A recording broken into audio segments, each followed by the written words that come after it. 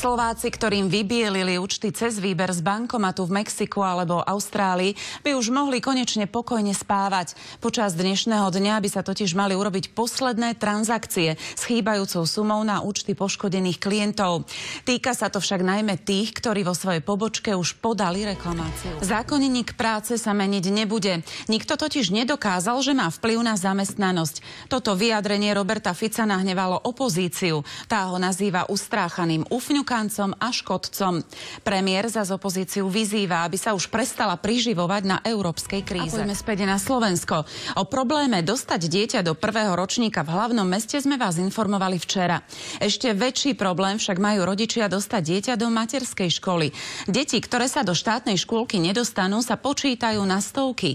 Rodičia sú zúfali nielen z nedostatku miest, ale aj z kritérií, ktoré si škôlky pre prijatie dieťaťa určujú. Násilím ich natlačili do auta a odviezli na druhý koniec mesta. Tam ich vyzliekli do naha a bili viac ako hodinu. Potom ich opäť naložili do auta a vyhodili pred väznicou v Dubnici nad Váhom. Prepad pripomínajúci mučenie zažili nedávno dvaja mladíci z Považskej Bystrice. Páchatelia ich okradli o 1400 eur reťazku a zobrali im všetko oblečenie. Dobitých ich nechali o 6 ráno na ulici. Slovensko ide sprísniť systém medzištátnych osvojení. Ide o reakciu na medializované informácie v prípade Julky a Jojky, ktoré mali byť adoptované do Talianska za čudných okolností. Aj keď sa to nepotvrdilo, ministerstvo ide proces upravovať. Pozrite sa. Zvláštny úkaz podľa meteorológov fenomén sa podarilo zachytiť v americkom Kansase.